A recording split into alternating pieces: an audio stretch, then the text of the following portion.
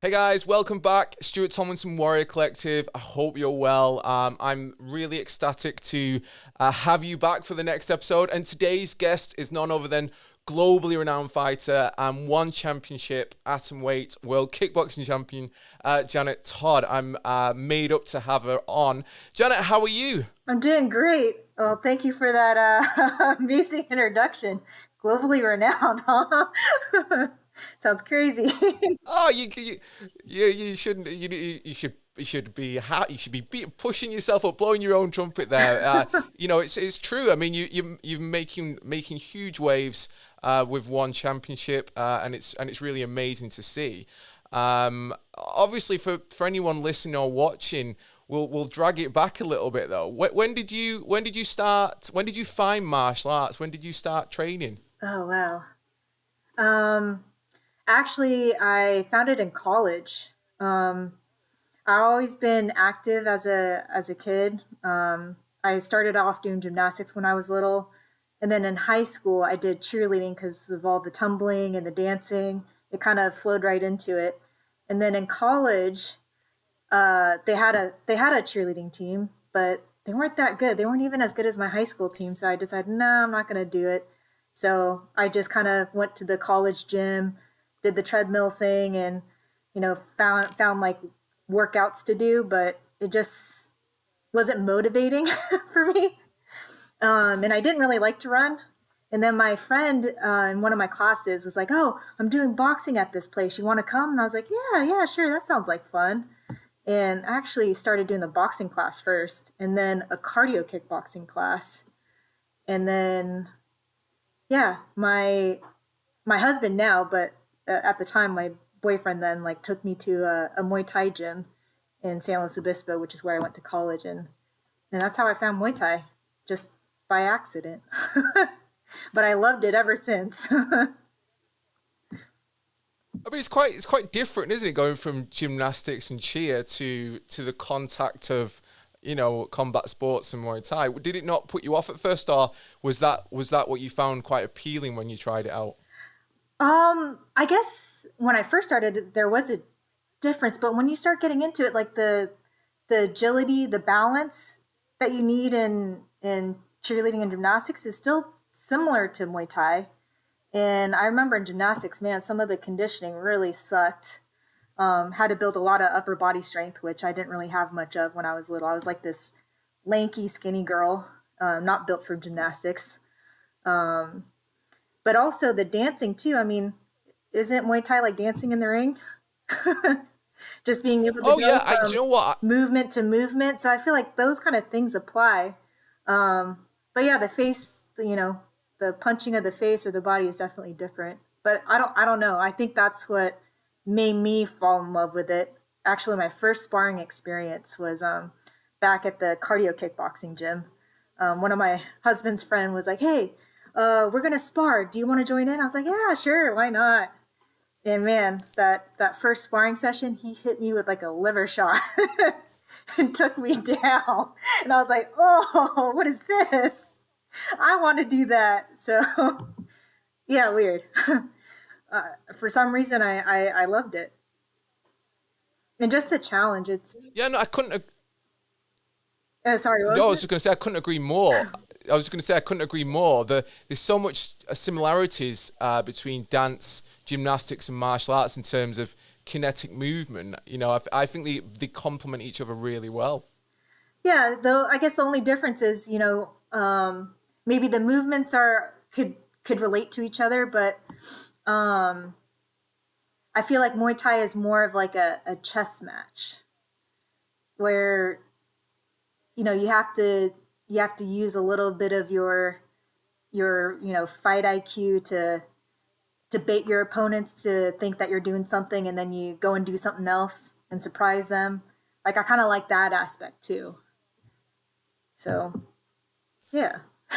So you've had quite an extensive amateur career, haven't you? How did you get started in competition then? Actually, my first amateur fight was a long, long time ago. It was right when I graduated college. And I was thinking, all right, this is gonna be my first and only fight, but I'm gonna have fun with it, because I was thinking, after this amateur fight, I was gonna focus on my career, and that's what you generally do after college. But after I had that fight, I kind of took 4 years off to actually to actually focus on my career. But then there was a little bit of a lull between one of my projects, and my coach was like, "Oh, there's a fight. Do you want to do it?" And I was like, "Yeah, sure." I have a little bit of time and focus to do it, so I don't know. It kind of renewed my love for competition, and I've been competing ever since. And that was back in 2013, I think. No, 20. I can't remember. I should have written down all this stuff before before the podcast. It was quite a few years ago, but you've been all over the world fighting as an amateur. Then what stands out in your mind then as some of your most memorable experience or fights from that amateur side then? Okay, my most memorable was probably my first IFMA tournament in Thailand. That was like my first international experience. Other than that, I was just doing the local circuit, here in California, and then I got invited to do the IFMA tournament on the USA team, which was a crazy experience. I actually went out to Thailand a couple weeks earlier because I saved up enough vacation time. So I trained at Sang Noise and got to see these like young boys. We wake up, we train, and then they go to school. And then they come back and they're back in the afternoon training hard again. And just seeing that, and then seeing some of the older boys just rip pads, and they're tired, but they just have like this stoic face about them. And it was just so cool to see that sort of energy and power in everything that they do. It really inspired me. And then on top of that, just being at the tournament and seeing all these high level, amateur and pros fight in this tournament, made me really want to do this and, pursue this as something that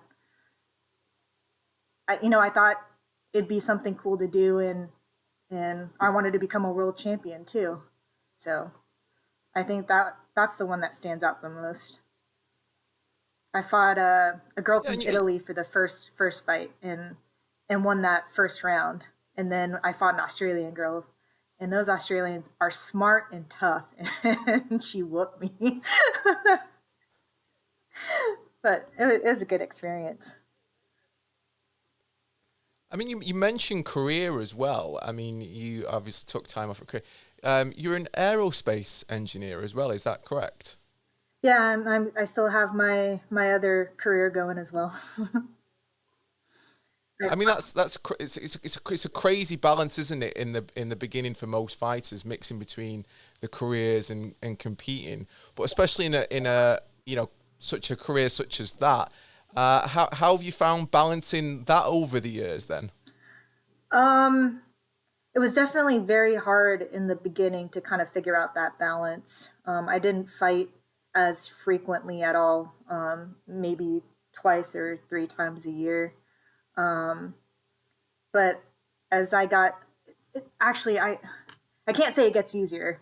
It's definitely stressful, but I kind of figured out a way to prioritize things. I have at work, I have a list of priorities of things I got to do. And then at home, I have a list of priorities. So then I kind of balance those two things out. And sometimes those those priorities change sometimes on a day-to-day basis. So I have to be able to quickly adapt and reprioritize on almost like a weekly or daily basis sometimes. But yeah, there's rest is something that I definitely need more of for sure. And I need to know how to do, because even when I do take a vacation, it's hard not to think about Muay Thai or work. I can imagine. And the gym you're at, Boxing Works, how long have you been there? I mean, you're known for this very technical style. I mean, with regards to your training, when did you start? Because I know that wasn't probably your original gym, but when did you find the gym for Boxing Works then? I found it when I graduated college. It was literally right down the street from my house.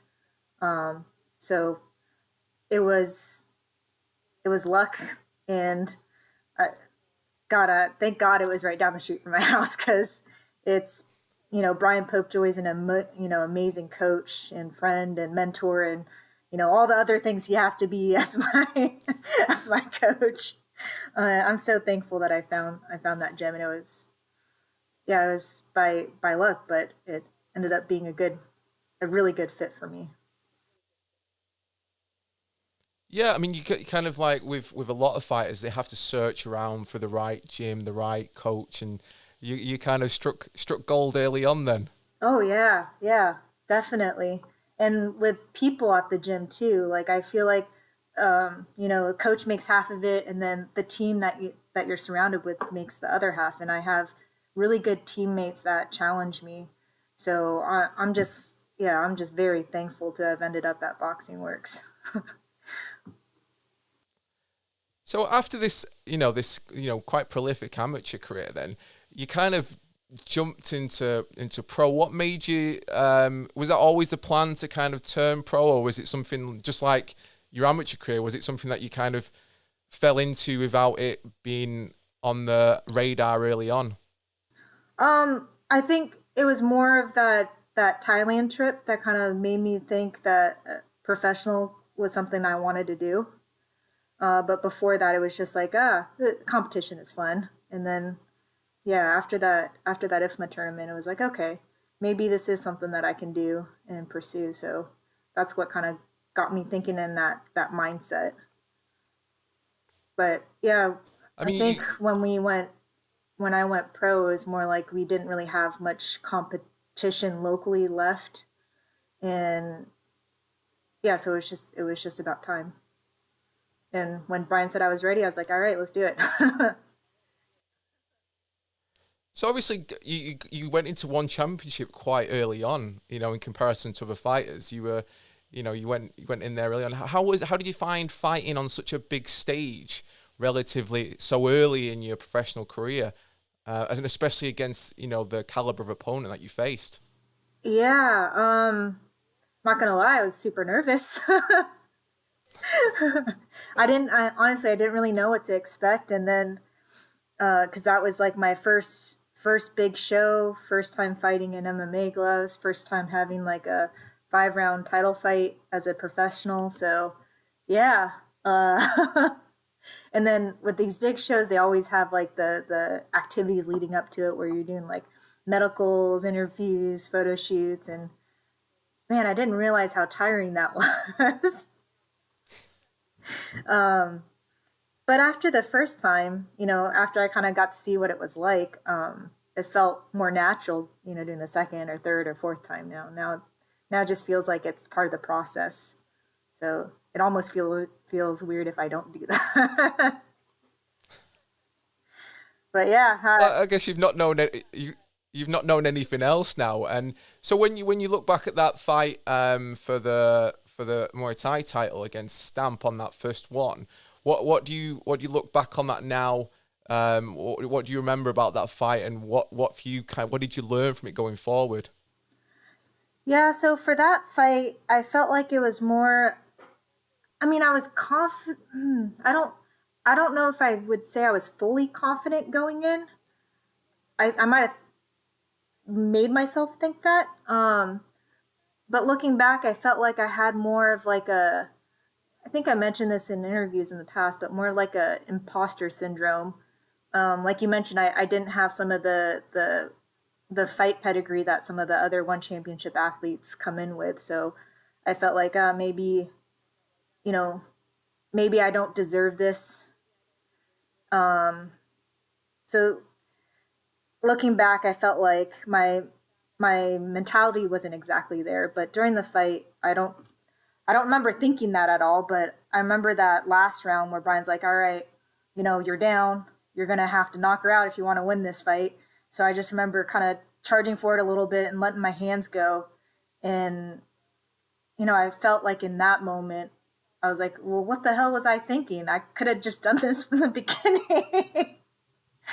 um, so it kind of, I guess what I learned from it is, I deserve to be there, and I deserve that shot to be, to be a Muay Thai champion. And then next time, I'm gonna bring it, not be so hesitant.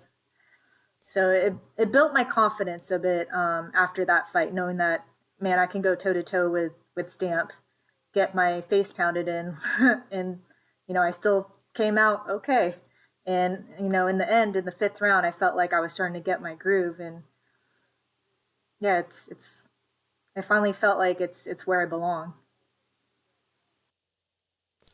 It's funny when I've spoken to fighters in the past, especially, you know, those that have really gone on to excel have used that, maybe an early loss. Like Kevin Ross is a good example. He lost his first fight and it used it as a platform to become the best version of themselves. And actually, since that fight, you've just been, you've been on a, an incredible streak, haven't you? And you've kind of, like you mentioned, that confidence that you took from that has really springboarded you forward. Would you agree with that? Yeah, but confidence is a fickle thing. uh, it it has its ups and downs. There's definitely during training, training periods where sometimes I lose the confidence and then I gain it back. It's something that I have to work on literally on a daily basis. There's, I mean, my mind plays crazy games with me sometimes, and there's sort of all those external chatters that sometimes I listen to when I shouldn't. So it's a it's constantly working on it. So when you had the rematch then for the kickboxing world title, what was running through your mind at that point then with the rematch for the different title with Stamp under the different rules? um, well, I felt very prepared the second time, especially because I kind of I mean, because we fought before, I kind of knew what to expect now, and I kind of knew what what this big show was about. And on top of that, I felt like Brian came up with a really good game plan, and because of that, I felt confident that I was well prepared for that match. So it was a different mentality going in because I knew I can, no matter what happened, I can handle myself in there. So I think that was the big difference. And plus, yeah, I think I showcased that I had different footwork in there that kind of put me at an advantage. That last time I didn't do in the Muay Thai fight, I kind of stood there as like I mean, I would hit back, so I wasn't like exactly like a heavy bag, but that's sort of the area that Stamp likes you to be in, is just right in front, and she's very good at countering when people are just standing in front and throwing. So switching that game plan up a little bit, I knew was going to work. So you mentioned Brian again and the training. I mean, he's well regarded as an exceptional coach. What kind of training has he had you doing now that you've started to fight at this higher level for one championship? It's I feel like his training constantly adapts to based on what we need to work on. Um, he, like, just as like we evolve as athletes, he evolves as coaches. As he sees us fight and sees where we need to improve. So it's changed over the years. Late. I mean, I think he posts a lot of the drills that we do, but yeah, we do a lot of footwork so that we're always, we're able to strike moving forward, moving back, moving to the side, moving at angles. that we're always keeping our structure, because that's really important. And then just doing a lot of like partner drills where we focus on, you know, things coming back to us and being, you know, defensively sound. Um, yeah, just I don't know how he comes up with some of these partner drills, but it's definitely helped my vision and helped my response. So yeah, I feel like now I'm just And blabbering. oh no, no, and you mentioned before about the talent pool at your gym. You're not the only one championship signed fighter from Boxing Works, are you? Nope, we have Jackie Buntam, and she's been And my how do you training find? partner. Oh, sorry. So I was just gonna say, how do you find working together then in that respect? Oh, we've been working together since you know, I was an amateur. So, and I mean, you guys seen her fight. It's there's even though we come from the same gym, I feel like there's different aspects to our fighting. We're a little bit different. Jackie's very smooth and very evasive and slick, which is a challenge in itself when I have to spar her. She's very tricky, and very fast. So I feel like anybody I go against isn't going to be as quick as her or strong. I mean, we joke around. She got like moose, moose.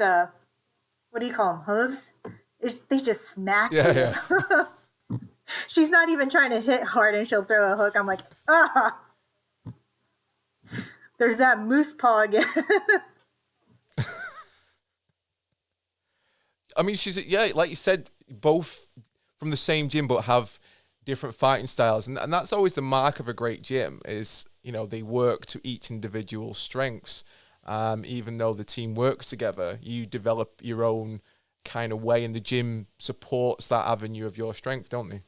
Yeah, and that's all Brian. I mean, Brian's never forced me into a certain style that I wasn't comfortable with. We'll play around with different things to see how I like it or see how it fits within like my toolbox. But he sort of gives me the freedom to be me, if that makes sense. And, you know, finds way to strengthen stuff that, you know, I am strong in, and then be able to pick up things that I'm not as strong in. So yeah, he's very brilliant in that way. Um, that he allows us to develop our own style and continue to build on our strengths and weaknesses in that way. And also now, given your success and your experience, you're now moving into that kind of role of, you know, being that role model and mentor yourself. And I'm guessing other people in that gym now look towards you and Jackie, you know, for guidance and experience in that way. Yeah, you know, I'd like to think that Jackie and I set an example for, you know, the other athletes in the gym and let them know what they can be capable of. So that also means that, you know, I gotta make sure that I'm always on it and working hard. Don't want to be a bad example. And one of the things that I remember reading on your website actually was about how important it was for you to be a role model for other female fighters and athletes. Is that still really an important thing for you? Yeah, I mean, because I became sort of an athlete like this, it really helped me discover more about myself, that you know, more about my capabilities physically and mentally that I wasn't aware of until I started competing in Muay Thai or started doing Muay Thai. So, you know, I wish that I can help other women along in their journey as well. Because, yeah, I mean, it gave me a sort of confidence that I didn't have before. And if everybody had that sort of confidence, then they can, you know, they can do anything they want, anything they desire, and also be able to stand up for themselves, you know, with a lot of the crap that's going on. It's good to have that sort of confidence to be able to stand up for what you believe in. No, I agree completely. I think martial arts is, there's a strength, isn't there? You'll know yourself now. There's you kind of, and it's a bit like the Bruce Lee quote. It's not about having an easier life. It's about making yourself stronger to cope with whatever life throws at you, and the adversity that you face in the gym and sparring, or if you compete, it helps you prepare physically and mentally, doesn't it? Yeah, definitely.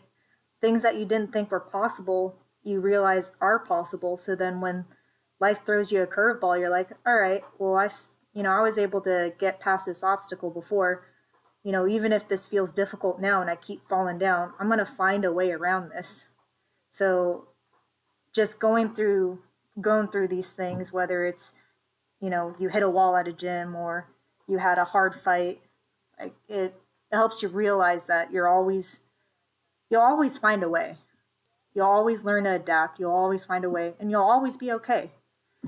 So I think that's a big takeaway too for me. I used before COVID, I used to place so much importance on fights. Like I always go from fight to fight to fight, and you place the importance on the fight, that event. But when you think of it in a larger perspective, it's just a single fight out of the tons that you have. Just a single experience, and it's so fleeting. It's only what if it's a 3-round fight? It's only 9 minutes of your life, versus the time you went from fight A to fight B was 8 weeks, 9 weeks, 10 weeks. That's the journey, right? And that's where you spend most of your time. So you got to really appreciate that journey and really appreciate the progress you make in that journey, and not just appreciate the fight. And I think that's one of the things I learned last year when there were no fights going on, because I felt a little lost and a little sad. But I think that was a big learning experience for me to go back and love Muay Thai for what it is, which wasn't just the competition. It was, learning the different, well, for me, I was, learning to be a southpaw, trying to throw things from a southpaw position. And oh man, it felt, the first couple months felt really awkward, but towards the end of last year, it started feeling more natural. And it's like those kind of progressions that make me happy, to be able to master my craft, not just the fight. I think I just went on a tangent. I'm sorry. No, no, no, no. I'm completely on topic there. I agree completely with what you're saying, and I understand exactly where you're coming from. When you're a pro and you're getting paid for something, that can be the focus, can't it? And even though you don't intend to, you sometimes take your mind away from why you first started in the first place, which is the fun of developing yourself. And when you focused on fight after fight after fight, you can sometimes lose track of that. And it's I guess there are positives to take from this past year, even though fights haven't been available. And you've just mentioned it there. There's no point looking on the negative. You've got to find what's the silver lining in all of this, haven't you? Yeah. It just kind of brought me back to why I loved it in the first place. Because in the first place, I wasn't competing. I did it because I loved it, and I still do. And that's why I'm still here. So, like you mentioned before about helping other women, helping other female athletes be inspired by your story. If you could say, 3 things to someone listening or watching, maybe it's a young girl who wants to emulate your career, what advice would you give them? It's well, for me, none of this Muay Thai stuff came natural to me. Took a lot of time, a lot of repetition. So even if things don't feel natural to you, or you feel like you're not getting it, it's just takes time and repetition. And just don't give up. If you really love the art, love the craft, you definitely should invest your time to be better in it. And eventually, with practice, you're gonna get there. It's just, don't let those little things get you down. Always get So back up. are you involved in it? Are you involved in any coaching then now at Boxing Works, or because of the fighting and your work, you're just still mainly training? Mainly training because of the fighting and the working. When my coach needs a day off, which he deserves so many days off because he just went from he went to Singapore 3 times in a span of like a month and a half. So his body's all screwed up from jet lag. But yeah, there's certain nights when he's not there that I'll kind of take over the class. But other than that, he allows me to focus on, my fighting and training. But eventually, when I'm done with the fighting, coaching is the route I definitely want to go. So what's next on the horizon with regards to fights then? Where are your goals? Where do you want to head to next? Oh, definitely want that Muay Thai belt, especially because, that was the first fight, in one championship, and I lost it. I want to be able to avenge my loss, be able to prove that I can be a world champion in Muay Thai too. I mean, it was cool to see Stamp be able to get those 2 titles. So she showed me, what I'm capable of. So I want to be able to prove that too. Well, I've been out for a few one championship fights actually. I've been kind of heading over to Singapore myself for the past 4 or 5 years now. How have you found being with one then? How have you found the experience of you mentioned before about the build up and all the things that go with it? I really love it there. But I also don't know that many professional promotions other than one championship. But everybody is so nice. They're so accommodating. And then just so professional. Everything just, like the show, really happens at the time that they say it's going to happen. I'm used to amateur shows where they say, oh yeah, fights are going to start at 5:30, and then they're like, all right, well, we're waiting for the doctor and the EMT, so maybe another hour or so. So it's just the professionalism too. And I always liked the values that they stood for.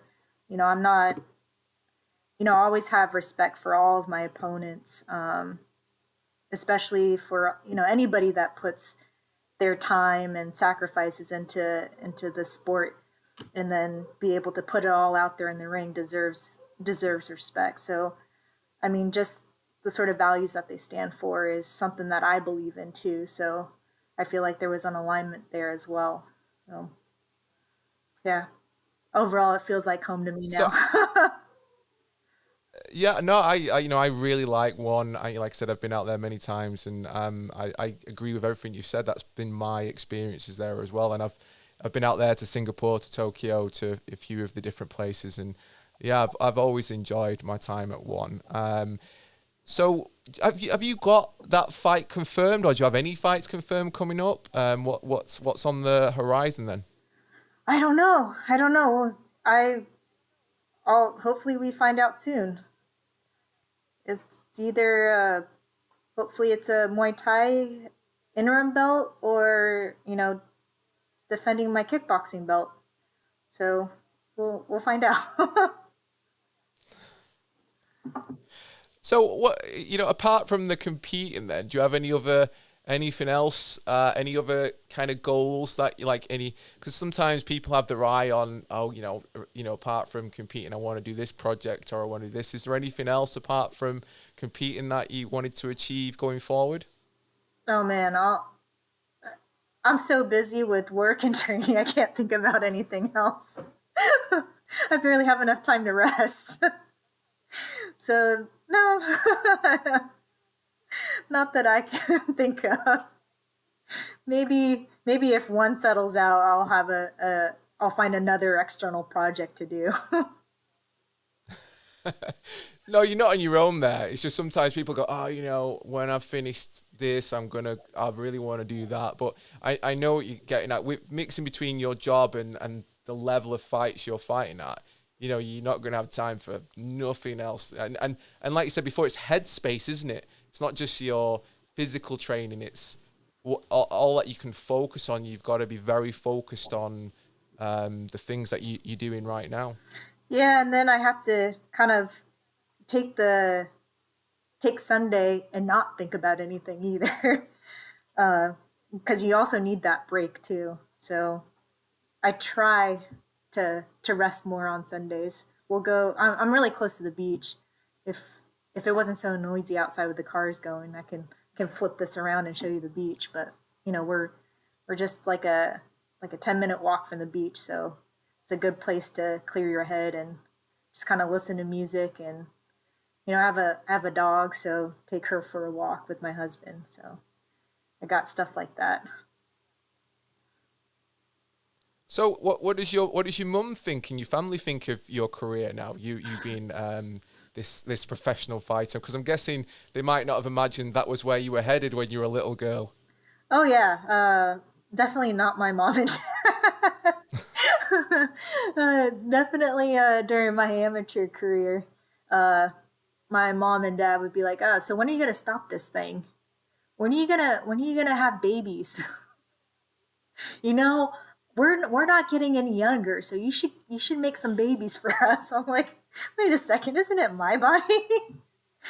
um, but now, I, you know, even towards the end of my amateur career, my parents saw how passionate I was and how much I loved it. So, you know, they've become one of my biggest fans, along with my husband. My husband's been, uh, God, he's been so supportive ever since I started. But yeah, now my mom's a huge fan, and she's checking the One Championship websites, looking up all the articles on me and Jackie. So it's cool to have their support. And last time, the last fight aired on my mom's birthday, so we all kind of watched it together. So it was cool. So, but have they all been out to watch one of the fights in person yet, or not yet? No, no. I mean, these fights are like 17-hour flights away, so no, they watch from home. Uh, you know, at the butt crack of dawn. So yeah. No, it's a big trip from California to Asia, isn't it? It's not a small journey. No, not at all. And I guess the one benefit of COVID is that I get the whole row to myself on the way to Singapore, which I never used to get. So sometimes I get really good sleep on the plane. um, yeah, jet lag's no joke. No, no, I know that. I kind of with you on that one. It's not my. I'm not a big flyer, and yet, you know, the things that I like to do, like with the fights and stuff, they take you all over the world, don't you? And I'm like, oh, not more flights. And I was like, yeah, I completely with you on that one. Yeah, the flight and the jet lag sucks, but being able to go to the other countries, see the culture is pretty damn cool. And I wouldn't have been able to do that without Muay Thai, you know? I got to go to Argentina, Peru. Belarus was actually really pretty. Um, Poland, obviously Thailand, Malaysia. I know I'm missing a bunch, but that's pretty cool. I love that part too, being able to see the other cultures. You don't you don't get to see that much here, or the history behind some of like the European countries where their history goes way back versus you know California here. So yeah, traveling's pretty cool. And one of the nice things about Muay Thai and martial arts as well is no matter where you go in the world, it's kind of like a common thing you can share with people, isn't it?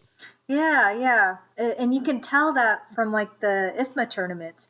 Everybody comes from all over the world, and it's this one art that brings everybody together and you know unifies us. So it's cool to see that aspect too. Um, Especially with how the how what we've been experiencing here in the United States with a lot of the conflict that's been going on. it's nice that we have sports to bring us together. So. Yeah, no, I agree completely. There's, I think that's one of the things that I really love about martial arts and sports in general. But I think the thing that always knocks it for me with regards to martial arts having a bit of an edge is there's always meant to be that ethos of respect and discipline and the character building of martial arts, isn't there? I'm not saying it's not there in other sports, but I think it's more pushed forward with the martial arts. Yeah, and especially when you're around people that understands what it takes, what type of courage and discipline and determination it takes to even step in the ring. There is that mutual respect and acceptance, that, even after a fight, you end up becoming friends with your opponents. And I really like that aspect too. Yeah, like Alma, when after I fought Alma, I got to talk to her a little bit before the fight, a little bit after the fight. She's such a cool girl. It's cool to cool to fight people that have that same passion for the sport and are also cool outside the ring, and that don't take like the competition so personally. It's not really a personal thing. It's a competition to be able to improve yourself and master your craft. It's not necessarily to hate on the other person. That it shouldn't be like that. It's a sport. And so being able to make that connection with somebody is also really cool. No, I agree completely. Well, on that note, I want to thank you for having come on the podcast. It's been amazing to have you on. I really appreciate you sparing the time. I don't want to take up any more of your precious Sunday when you should be resting and not thinking about fighting. And here I am dragging you through your past, thinking of every fight you've ever had. That's not what I meant. I still like doing these podcasts. No. Plus, I get to talk to cool people like yourself. So, no, this is fun for me. And plus, today's Mother's Day. So I got. Oh yeah, it is over there, isn't it? Mm-hmm. Do you have a different Mother's Day? Yeah, we do. In the UK, it's not today. We have a different one. Yeah, it's weird that, but yeah, we do. Yeah, I feel like every country has like a Mother's Day. I know Thailand has one like in the summer sometime. It's like I think sometime in July or maybe it's August. But yeah, it's Mother's Day today. So this morning we went to go pick up some nice pastries for my mom. Then we'll probably have a barbecue later.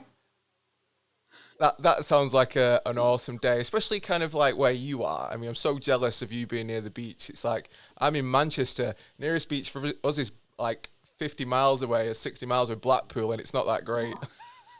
Yeah, I've been spoiled, and now I can't live away from the beach. But isn't it green over there?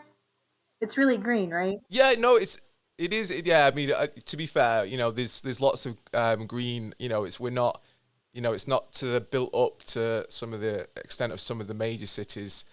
So there's definitely lots of green and lakes and stuff. So yeah, I only mention that because I used to live on the coast myself, and it's one of the things I miss is having the beach. Being able to walk from my apartment to the beach is definitely one thing I miss, and I do kind of wish I had it here. But it's pros and cons everywhere you live, isn't there? But yeah, I'm super jealous of you over in California. I mean, one of the places that I'm going to be visiting following the travel restrictions lifting is I'm going to come and do a tour of some of the California gyms. So Boxing Works is definitely on my to visit list. So hopefully when I come over, you'll be around. So you can get a hotel by the beach and then come train with us. That's it. Kill a few birds with one stone there. Exactly. And we got good food here too. So after you train hard, bring your appetite, and then we can go somewhere good to eat. Mexican food. We're known for Mexican food. Oh, do you know what? I like Mexican food. It sounds like an absolute plan to me. All right. Well, like I said, thank you once again. I hope you enjoy the rest of your Mother's Day over in California. And for anyone listening or watching who wants to follow Janet's amazing career from this point on. If you're not already doing so, get following her on her Instagram. And also, you've got a website, haven't you, Janet? Is it janettodd.com? Is that what it is? Yes, it's janettodd.com. Can't talk now. janettodd.com. Yeah, just my name. Yeah. Make it real simple. Yeah, I'm well, go and check it out. Like a blog page, because I think I have pictures and stuff on there, but I thought maybe a blog would be cool, because I think with Instagram and Facebook, if I start blogging on there, people will be like, unfollow. People don't want to read that. Somewhere where I don't believe and hopefully somebody can benefit.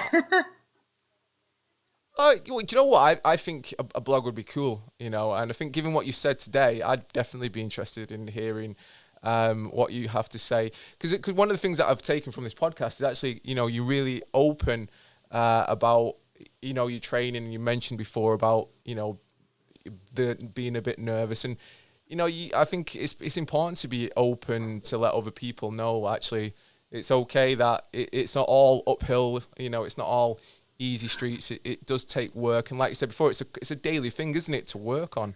Yeah. And then on Instagram, I'm also really terrible at Instagram. Sometimes I'll be very good at posting, and if I post like 6 in a row, then I stop for a month, and then I post once in a while. So you never see the, I don't want to say dark side, but like you only see the pretty side on Instagram, and I don't really get to talk about sort of the daily struggles I go through. Because everybody goes through them. It's not just me, we're all human. We all go through it. So if something I do helps somebody else, that's great. No, and I think that's what's important, actually. It's like, it's being really clear about the whole journey and not sugarcoating it and not hiding. Because if people think that there's no downside, they start to question themselves when they hit that downside, don't they? And like, why is no one else kind of having these issues? Is it just me? Was I not meant for this career? When actually, like you said, everyone has that struggle, don't they? Yeah, and there's also a sort of comfort knowing that there's other people that go through it too. And then to also know what they did to, get past it is helpful. So, yeah. Hopefully with a blog, I can kind of do that more so than something on Instagram or Facebook, because I barely touch those things. I need to be better. Yeah, no. Well, I need to be better. No, well, I think a blog's a great idea. I think I'd be signing up for it, and you'll have to let me know. See, so now you've announced on this podcast, you have to do it now. There's no going back. That's it. I'm just gonna edit out this clip and just keep replaying that for you. And like, where's this blog? Where's this blog you promised us all? It's okay. Yeah, you should hold me accountable. That's it. Keep you accountable there. Okay. Well, like I said, you enjoy the rest of your day with the family. Thank you once again. And like I said, anyone listening or watching this, make sure you go and check out Janet's website and get following her today on social media, and keep asking her where that blog post is. So no matter when you listen to this, keep reminding her about that blog, and we'll get it out of her in the end. All right. Hold me accountable. All right. Thank you. Thank you for having me. It was a blast.